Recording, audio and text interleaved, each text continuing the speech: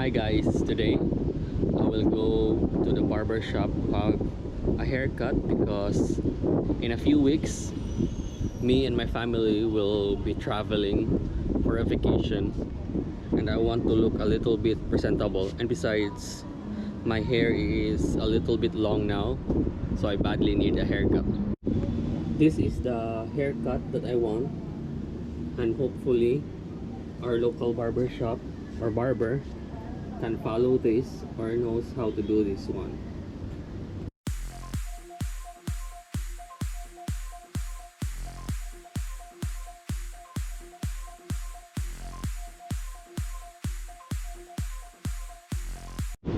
The haircut that I will be trying right now is actually those local barber shops or local haircuts that cost around 50 pesos or just over $1. And some of the barbers are really good. That's why I will try those for today.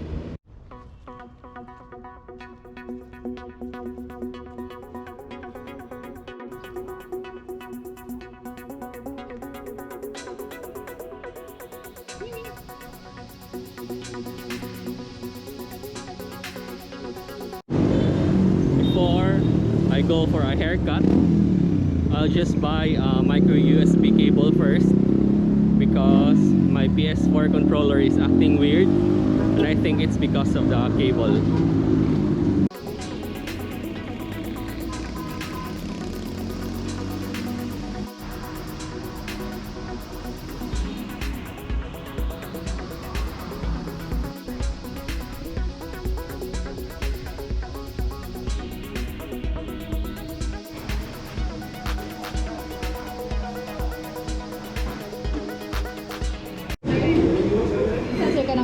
Wire lang oh. Micro USB nga cable ba? Pagpila?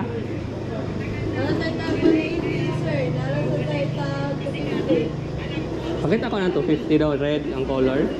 Yes, naman sa inyo.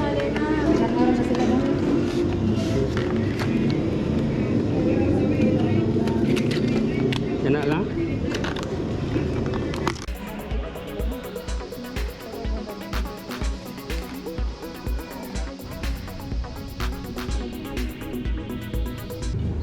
I got what I want, and hopefully this will fix the ghost touches in my PS4 controller.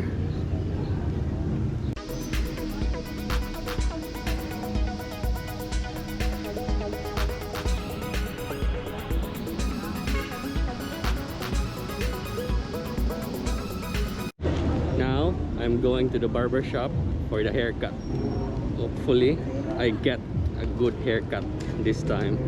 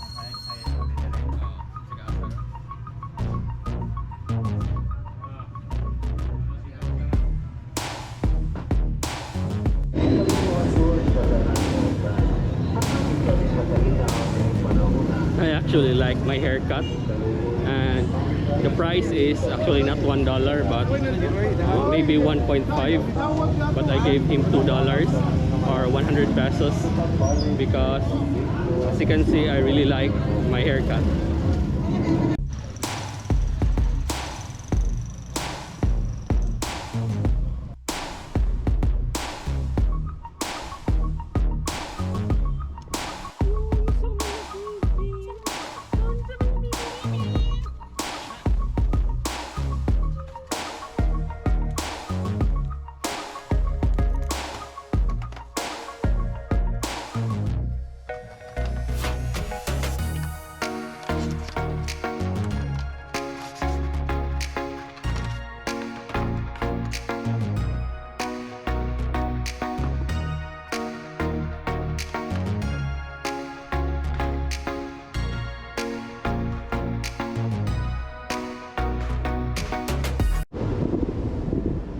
So this is it, guys.